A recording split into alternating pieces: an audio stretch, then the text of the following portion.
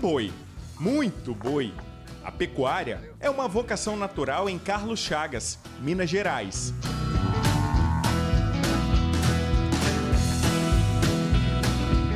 A capital do boi. Carlos Chagas é uma cidade que sempre viveu de madeira, da extração de da madeira, e madeiras de leis, peroba, jacarandá, e como também da pecuária. Então aqui não se planta nada, aqui não tem outro negócio, não existem indústrias. Então o foco de Carlos Chagas é pecuária bovina, especialmente corte, mas hoje também a pecuária leiteira já é muito forte, muito intensa aqui. O município mineiro fica localizado a 650 quilômetros da capital, Belo Horizonte. Tem quase 20 mil habitantes e um rebanho de 218 mil cabeças de gado. Fazendo as contas, são mais de 10 animais por morador. Tínhamos aqui uma floresta muito frondosa, que ela foi aproveitada comercialmente. O desbravamento aqui ele não é muito antigo. E descobriram terras muito férteis aqui, um lugar muito apropriado para se fazer a pecuária, e tão apropriado que sobrou pouca cobertura vegetal. É uma das cidades de menor cobertura vegetal no estado de Minas Gerais, aproximadamente 3%, exatamente, porque todo lugar que se tentava introduzir o capim conseguia, e o gado foi abrindo tudo, e nós ficamos com a terra, vamos dizer, bem aproveitada, mas que trouxe consequências, vamos dizer, climáticas para a gente, né? E a gente está tendo que conviver com isso hoje. Dá para se ter uma ideia de quanto a pecuária movimenta em dinheiro na cidade? Quantos por cento da receita que o senhor tem? Eu acredito que seja aí algo em torno aí de 80% pelo menos da receita, né? E tem a parte de serviços depois, que são também atividades relacionadas à própria pecuária, né? Como atividade financeira, o setor de serviços, ele está totalmente voltado, né? E compatibilizado com a atividade pecuária de corte e de leite aqui na nossa cidade. A pecuária é lembrada aqui por toda a cidade. E não é que encontramos até gente com vaca de estimação? Seu Luiz, comum o senhor passear com a Faísca? Comum, eu passei sempre com ela aqui na rua aqui. Aí eu vou lá e vou lá pra cima, no mangueirinho que tem lá em cima, perto do clube, aí eu volto com ela, fico andando com ela na rua. Animal de estimação? De estimação. Essa aí não vende, não troca? Não, essa aqui não. Essa aqui é pra ficar aí pro uso aí, da gente ficar divertindo com ela, ir andando, passeando com ela, pra ficar como se fosse da família. A Faísca é mansinha mesmo, adora um carinho.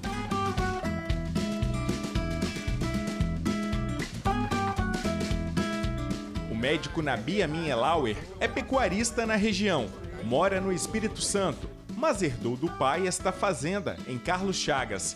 É o embaixador da pecuária na cidade. A minha vida toda eu fui criado num regime urbano, meus pais libaneses, e eram comerciantes em Teófilo Otoni, Minas Gerais, mas já possuíam a propriedade aqui em Carlos Chagas, mas eu era apenas visitante.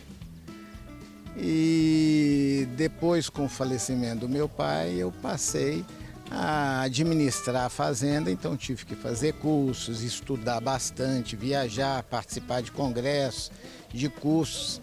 E a partir de então a paixão cada vez foi se tornando maior, e hoje eu faço isso com um imenso prazer. O gado de corte predomina na região, principalmente a raça Nelore, mas alguns pecuaristas também criam o gado Angus em suas propriedades. E para entender a diferença entre as duas raças, só mesmo com a ajuda de um especialista. São duas raças distintas. Enquanto a Nelore é uma raça originária da Índia, é conhecida como Bos indicus, a outra, a Angus, ou Red Angus, ou Abirdi Angus, são raças taurinas, originárias da Europa, é o Bos taurus. São duas raças distintas porque, enquanto uma já existem milênios em seleção dos animais, que são as raças europeias, as indianas, até mesmo por questão de religião, espiritualidade do indiano, isso não era possível de se fazer lá. Então, a seleção do gado indiano começou a ser realizada no nosso país. quando nós importamos esse gado de lá e aqui nós começamos a selecionar. É tanto assim que o gado indiano no Brasil é extremamente superior em qualidade do que o gado originário de lá. São duas raças distintas. Devido a um ser estudado há mais tempo, é um gado que tem mais produtividade em carne, em leite, mas o indiano tem muito mais rusticidade, tem mais adaptabilidade ao nosso clima, à nossa topografia, às nossas pastagens, são menos exigentes de alimentação e é por isso que eles dominaram o rebanho bovino brasileiro. Dentro das raças de corte, a raça Nelore representa 80% do rebanho de corte no Brasil.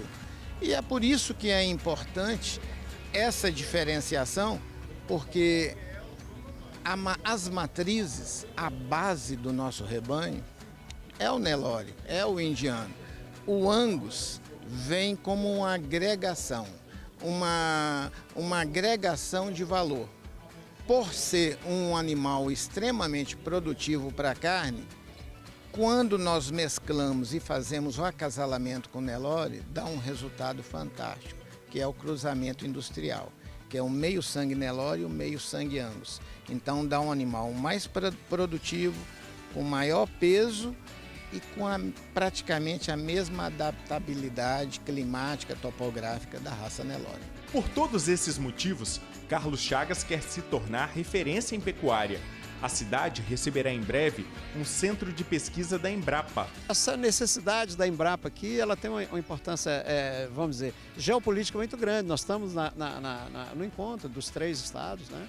O estado da Bahia, o estado do Espírito Santo também compõem uma área da Sudene, né? E o norte de Minas Gerais. E a gente está muito longe do conhecimento, né? O conhecimento, algumas pessoas tiveram o privilégio de sair, estudar e voltaram, mas assim, o conhecimento para se colocar na prática para o nosso pequeno produtor, trazer a extensão rural através das atividades do município, da Emater, de outros órgãos do governo do estado, ainda estava insuficiente. E agora a gente tem aqui já consolidado a ideia de trazer a Embrapa para cá, ocupar essa área daqui do Parque de Exposições. É uma área que tem uma estrutura razoável, né? E a gente espera consolidar a Embrapa com alguns recursos que nós fomos a Brasília provisioná-los, né? Com os parlamentares, com os senadores e o vice-presidente da Câmara. Já garantindo recurso para o orçamento da Embrapa para os próximos anos, para que o projeto seja consolidado e após a sua consolidação a gente vai tentar trazer uma escola de agropecuária também para cá, para que a gente possa contemplar os nossos filhos, os filhos dos nossos funcionários, treinar melhor os nossos funcionários para que a gente atinja índice de produtividade compatível com a importância que tem a pecuária para a nossa economia. Enquanto o projeto não sai, o município mineiro abre as porteiras para receber os estudantes que buscam experiência para entrar no mercado de trabalho. Esses estágios eles iniciaram juntamente com o Congresso Capixaba de Pecuária Bovina e atualmente com o Congresso Brasileiro de Pecuária Bovina.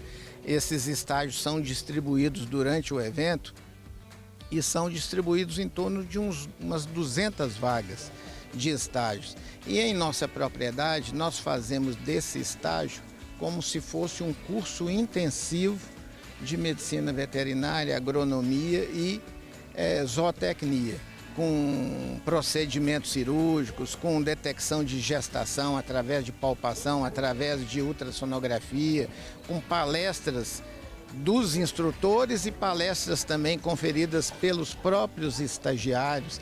Existem provas escritas para os estagiários, provas orais para os estagiários e várias técnicas de manejo, visitações técnicas como visitação à cooperativa de laticínio, visitação ao frigorífico, enfim, são 14 instrutores que participam desse estágio para aumentar a capacitação dos alunos.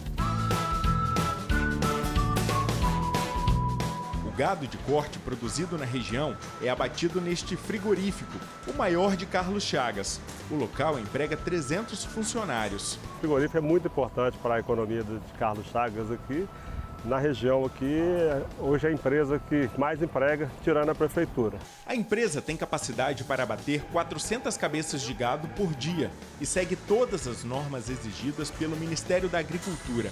Além de atender o mercado interno, parte da produção vai para fora do país. Carlos Chagas tem muito gado, a pecuária é muito forte aqui na região. Hoje a gente, dentro do mercado aqui, a gente atende Espírito Santo, atende Rio de Janeiro, São Paulo, Belo Horizonte, além da parte de exportação, que a gente hoje também já está exportando, né? De outubro para cá a gente passou a se exportar. Para onde? Hoje a gente manda Hong Kong e atende Egito. A gente teve que se adequar às exigências, né, das missões de fora.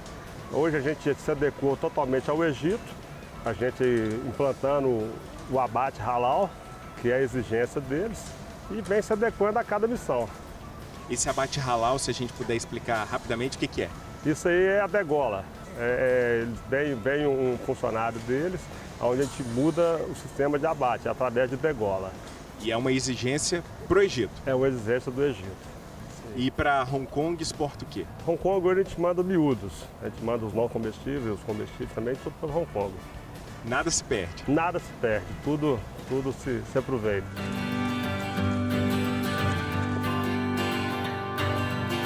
A pecuária de leite também mostra a sua força em Carlos Chagas. A pecuária leiteira hoje ela gera renda, né, emprego, ajuda na força familiar aí, com a renda mensal.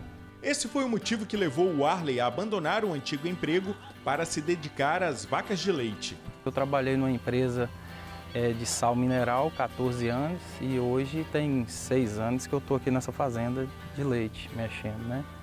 E se arrepende apaixonado. da troca? Não, apaixonado, gosto muito do que eu faço e satisfaz a gente.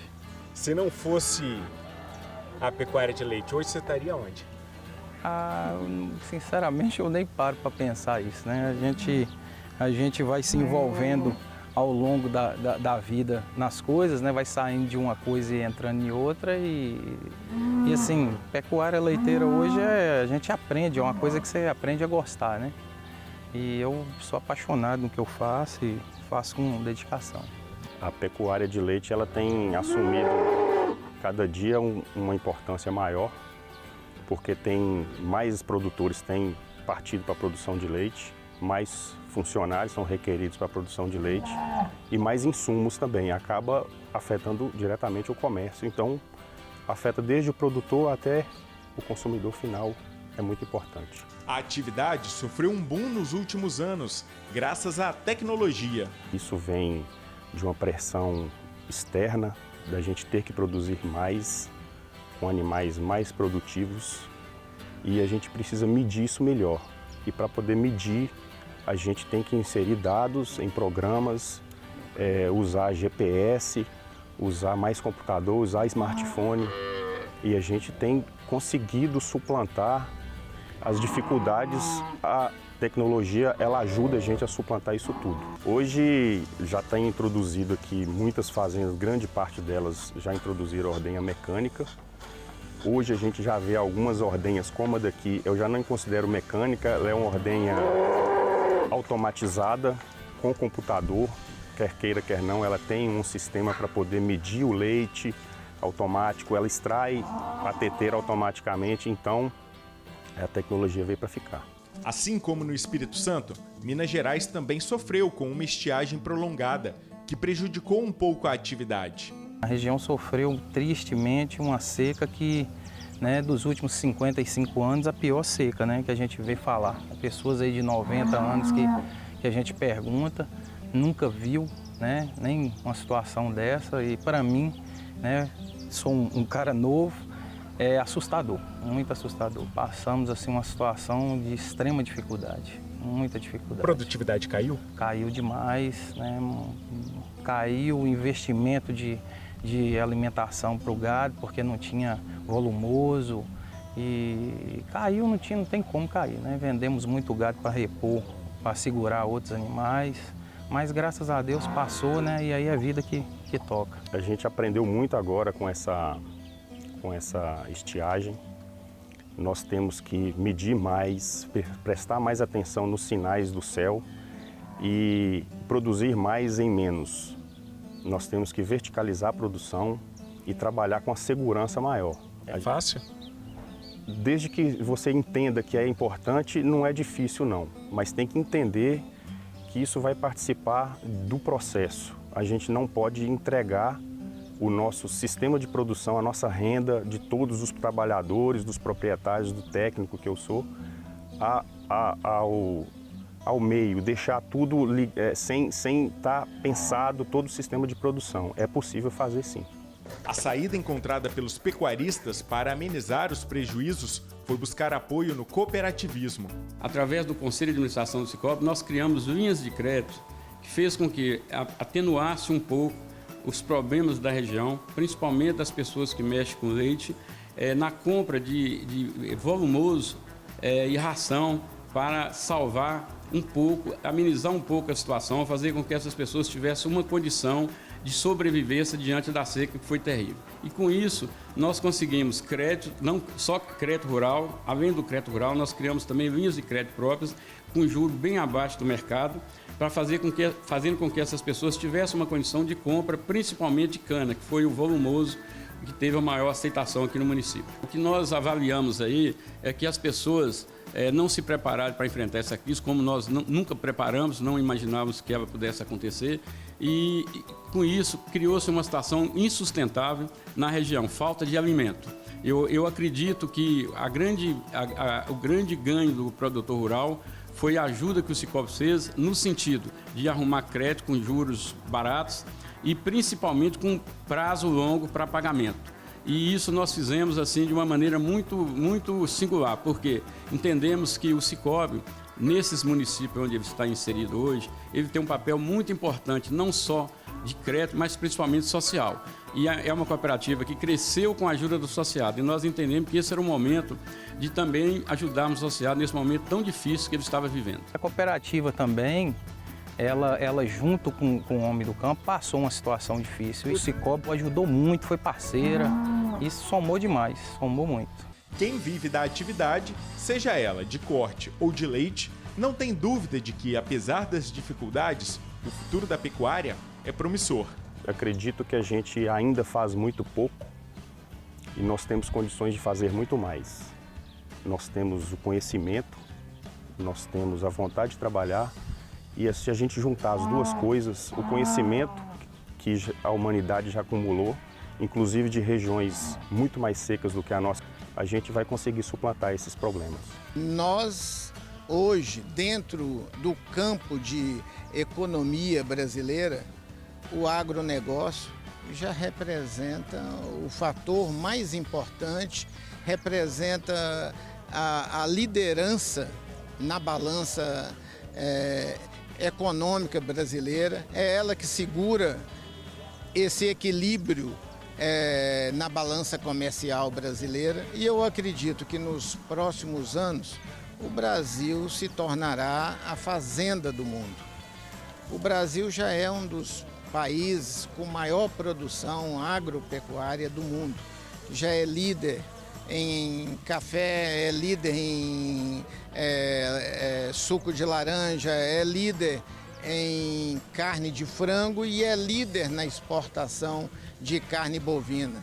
E quarto lugar em suínos, enfim. Então ele já exerce esse papel de liderança no mundo inteiro. Calcula-se que nós, para atendermos essa demanda de necessidade da população mundial, nós teremos, no mínimo, que aumentar em 1,5 vezes a produção de carne bovina. Então eu acredito que será um momento excelente para os pecuaristas, produtores rurais, começarem a investir desde já e já se preparar para esse consumo mundial. E a nossa carne é forte?